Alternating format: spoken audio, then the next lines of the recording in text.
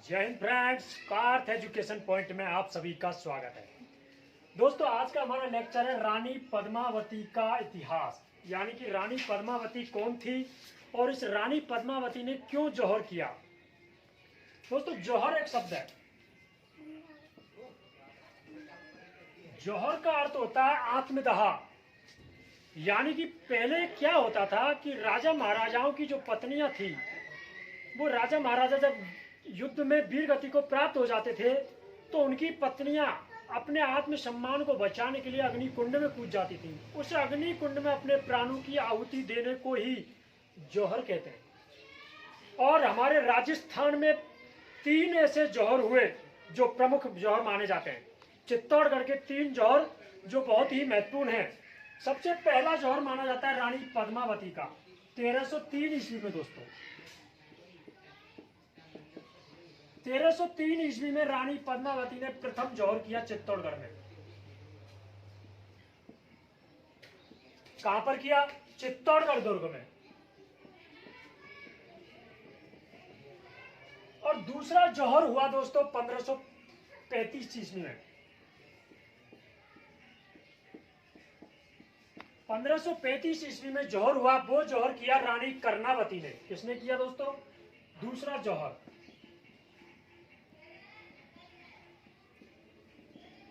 चित्तौड़गढ़ में ही हुआ। किसने किया? रानी कर्णावती ने। प्रथम जौहर किसने किया? रानी पद्मावती ने। और दूसरा जौहर किया रानी कर्णावती ने। अब चित्तौड़ का जो तीसरा जौहर हुआ दोस्तों, वो हुआ 1568 ईस्वी में। महाराणा प्रताप की बीवी का नाम था फूलकवर। किसने जौहर किया? फूलकवर ने। तीसरा जौहर कब हुआ? 1568 ईस्वी में। किसने किया? फूलकवर ने। मारवाड़ की राजधानी मारवाड़ की जो राजकुमारी थी फूलकवर, इस फूलकवर ने जयमल और फत्ता, इन 2 योद्धाओं जब वीर गति को प्राप्त हो गए तो 700 रानियों के साथ इस फूलकवर ने अग्निकुंड में अपने प्राणों की आहुति दे दी, यानी कि जौहर किया। दूसरा जौहर रानी कर्णावती ने किया था। कर्णावती महाराणा राणा सांगा की पत्नी थी। किसकी पत्नी थी? राणा सांगा। राणा सांगा जब युद्ध में वीर गति को प्राप्त हो जाते हैं तो जो राणा सांगा की पत्नी थी कर्णावती, उसने 3000 छत्राणियों के साथ जौहर किया अग्निकुंड में। और हमारा जो सबसे महत्वपूर्ण जौहर माना जाता है वो है पद्मावती का जौहर। हम सबसे पहले प्रथम जौहर पद्मावती के जौहर के बारे में आपसे विस्तार से चर्चा करेंगे। पद्मावती के इतिहास के बारे में हम आपसे बताएंगे। अभी हाल ही में एक फिल्म आई थी पद्मावती, उसमें कुछ तथ्यों को सही नहीं बताया गया था। इसलिए दोस्तों, पद्मावती के जीवन काल के बारे में हमें जानना बहुत ही आवश्यक है। पद्मावती कौन थी दोस्तों? ये सिंघल प्रांत की राजकुमारी थी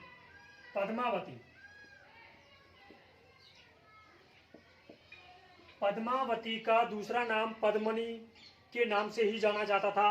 पद्मावती सिंघल प्रांत की कौन थी? राजकुमारी थी। कौन सा प्रांत था? सिंघल प्रांत।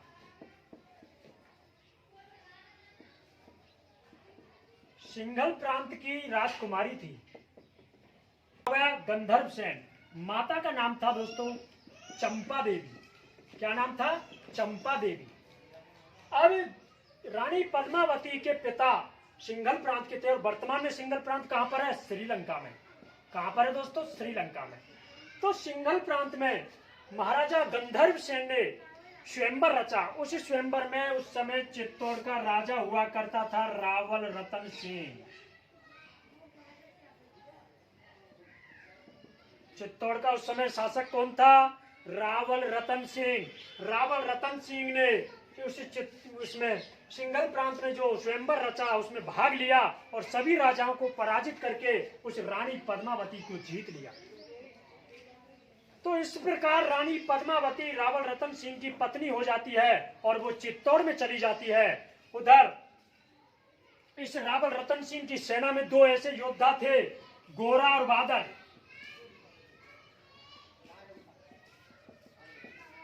रावल रतन सिंह की कम से कम 30,000 की सेना और उनके सेनापति गोरा, जिसके मारे पूरा दुश्मन थर थर कांपते थे।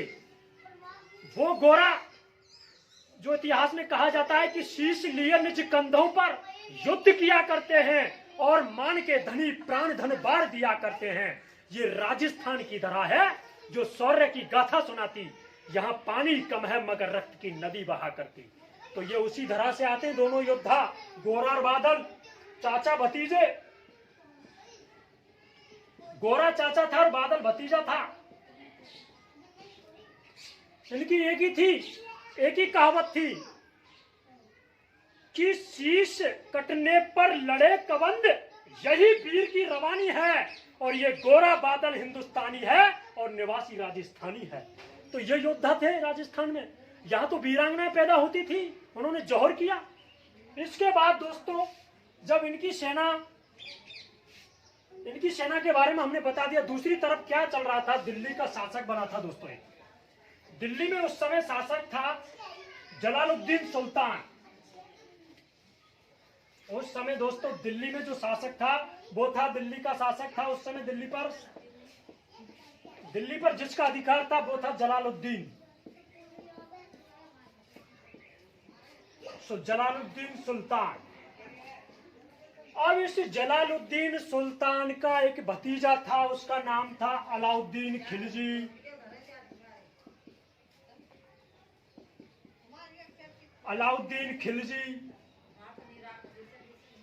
अलाउद्दीन खिलजी इस जलालुद्दीन का भतीजा था। वो जलालुद्दीन सुल्तान के दिल में अपनी जगह बनाना चाहता था, तो वो जलालुद्दीन ने अलाउद्दीन खिलजी को सेनापति बना दिया, अपनी सेना का सेनापति बना दिया था। और इन्होंने छोटे मोटे राज्यों को जीतना प्रारंभ कर दिया। सबसे पहले उन्होंने सिरसा, देवगिरी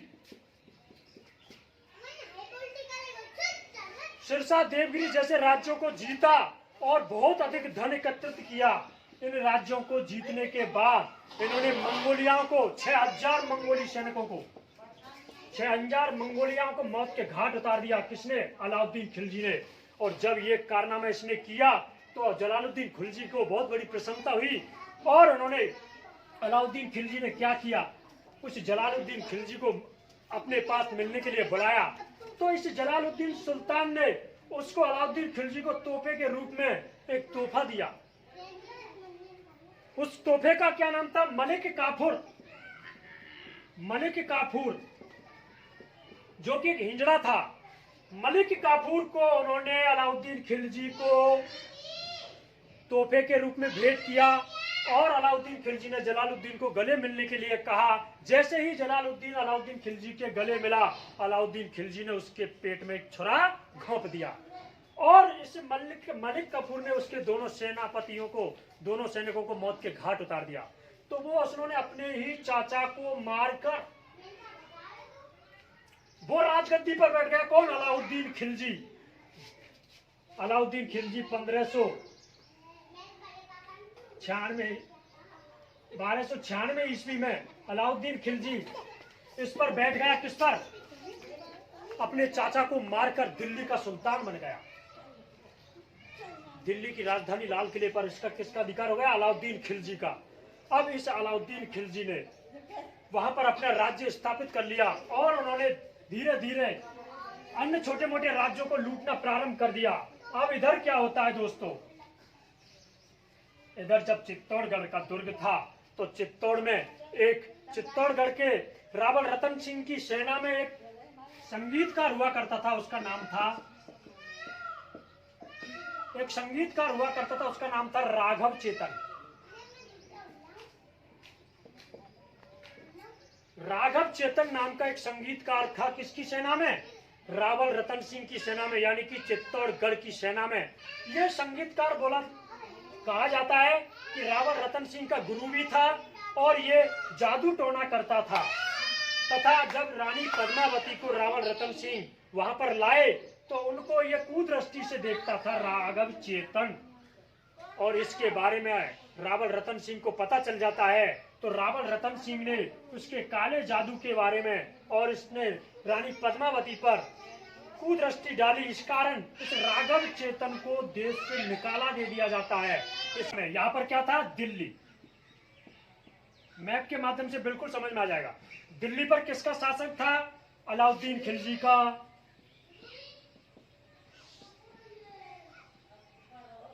अलाउद्दीन खिलजी का शासक हो गया साहब दिल्ली पर। और चित्तौड़गढ़ यहां राजस्थान में था। यहां पर क्या था, चित्तौड़गढ़। चित्तौड़गढ़ हो गया। चित्तौड़ पर किसका शासन था, रावल रतन सिंह का। रावल रतन सिंह का शासक था। यह था श्रीलंका। श्रीलंका में सिंघल प्रांत था। कौन सा प्रांत था दोस्तों, सिंघल प्रांत। इस सिंघल प्रांत में गंधर्व सेन का राजा था और उसकी ही पुत्री क्या कौन थी, रानी पद्मावती। अब यहां से जब उसको राघव चेतन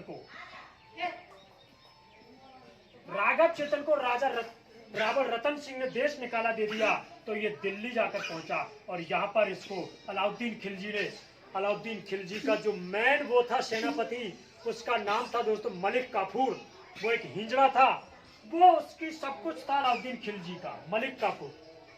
उससे मलिक काफूर ने इसको संगीतकार को उसके सभा में पेश किया और इसने रानी पद्मावती, जो यहाँ पर चित्तौड़ दुर्ग है, इस चित्तौड़ दुर्ग में रानी पद्मावती के रूप के बारे में विस्तार से वर्णन किया।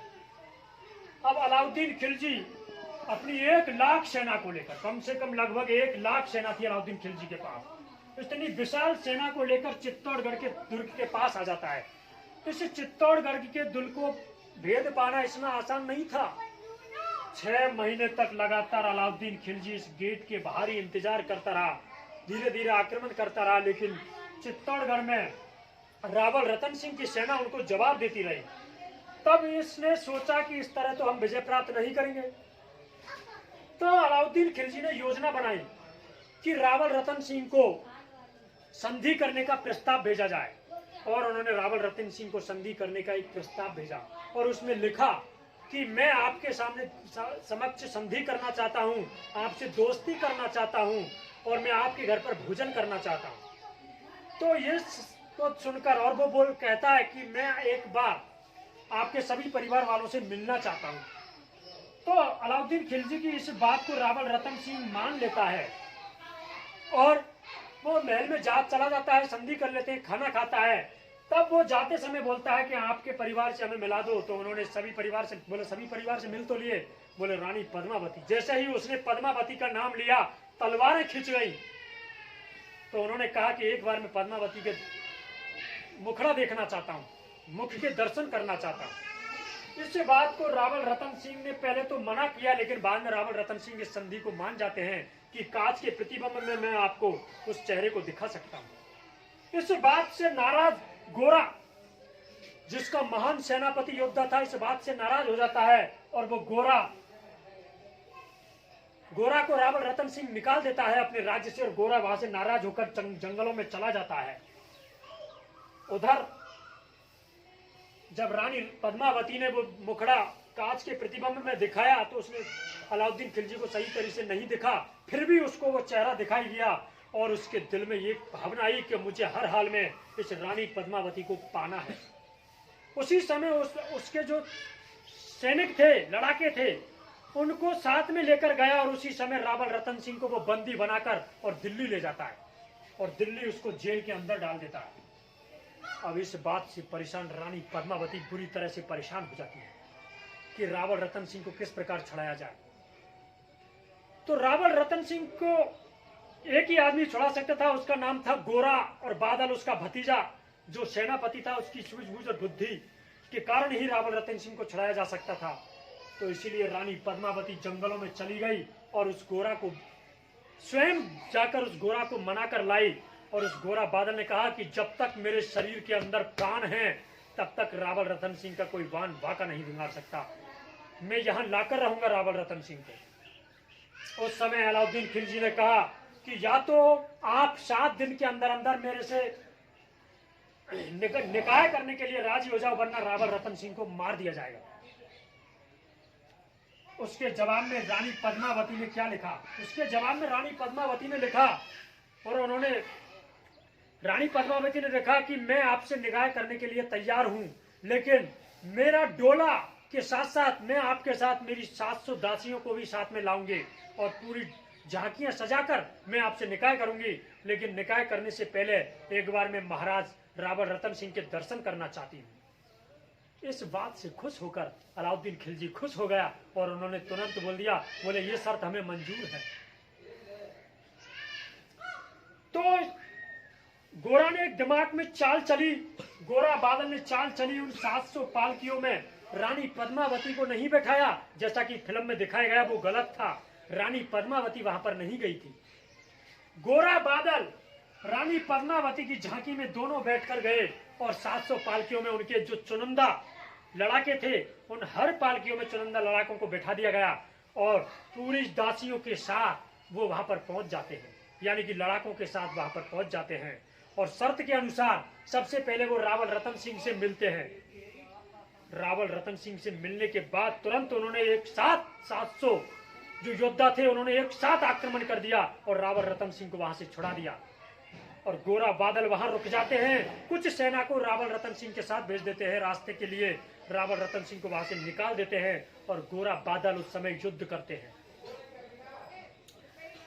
गोरा ने सर कटने के बाद भी दुश्मनों का नरसंहार किया, दुश्मनों को मौत के घाट उतारा। आज भी पूरी हिंदुस्तान उसको याद करता है, उस योद्धा को। और बादल जब गोरा के सर कटने के बाद जब उसके अपने चाचा को देखता है तो वो तलवारों से उठाकर दुश्मनों के छल्ली छल्ली कर देता है, खुद के पूरा शरीर छल्ली हो जाता है, लेकिन वो दुश्मनों का नरसंहार करता रहता है और रावण रतन सिंह को सुरक्षित चित्तौड़गढ़ पहुंचा दिया जाता है। उसके बाद अलाउद्दीन खिलजी पूरी सेना को लेकर चित्तौड़गढ़ पहुंच जाते हैं। दोस्तों, उन सबको मारकर चित्तौड़गढ़ पहुंचने के बाद पूरी सेना को देखकर वहां रावण रतन सिंह युद्ध के लिए तैयार हो जाता है। वो जाकर रुक जाते हैं, वहां उनका खाना पीना सब बंद कर देते हैं। 1 महीना 2 महीने होता है, लेकिन अंत में रावण रतन सिंह युद्ध करने के लिए तैयार होकर बाहर आ जाते हैं और वो अपने सिर पर कफन बांध लेते हैं, यानी कि अपना वीर गति को प्राप्त करने के लिए तैयार रहते हैं। जब वो वहां पहुंचते हैं तो रावण रतन सिंह बोलता है मैं अकेला युद्ध करूंगा, और उधर से खिलजी अलाउद्दीन खिलजी और रावण रतन सिंह के साथ दोनों के साथ युद्ध होता है। उसमें रावण रतन सिंह जीत जाता है, लेकिन धोखे से जो अलाउद्दीन खिलजी का सेनापति था मीर काफूर, जो काफूर था मलिक काफूर, वो मलिक काफूर धोखे से उसके अंदर तीर मार देता है और रावण रतन सिंह को वहां पर वो मार देता है। इससे पूरी सेनाओं में भगदड़ मच जाती है और वहां पर नरसंहार चालू हो जाता है, जिसमें रावण रतन सिंह की पूरी सेना मौत के घाट उतर जाती है। उसके बाद अलाउद्दीन खिलजी चित्तौड़ दुर्ग की तरफ बढ़ता है। अब चित्तौड़ दुर्ग में दोस्तों यहाँ पर ये जैसे राजस्थान में ये चित्तौड़ दुर्ग है, चित्तौड़ दुर्ग में जैसे ही दोस्तों वहां पर एक कुंड है, उसको बोलते हैं जौहर कुंड। उसका नाम क्या है? जौहर कुंड। उस जौहर कुंड में सज धज के रानी पद्मावती और उसके साथ उनकी हजारों छत्रानियां साथ में जाकर उस अग्नि कुंड में आग जलाती हैं और उसमें 1000 छत्रानियों के साथ रानी पद्मावती उस अग्नि कुंड में अपने प्राणों की आहुति दे देती है।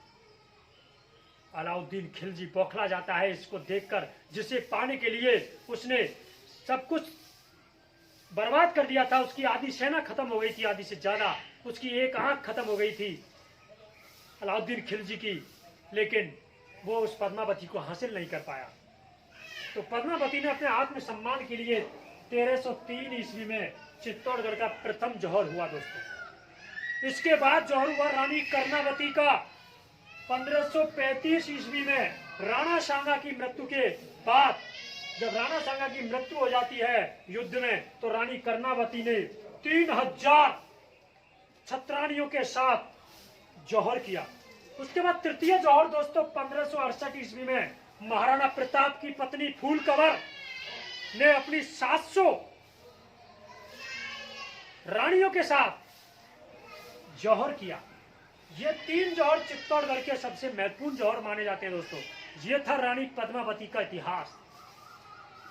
उम्मीद है दोस्तों आपको रानी पद्मावती के बारे में अच्छा समझ में आया होगा। अगर आपको हमारी वीडियो अच्छी लगी हो तो लाइक करें, शेयर करें और सब्सक्राइब करना ना भूलें। जय हिंद फ्रेंड्स।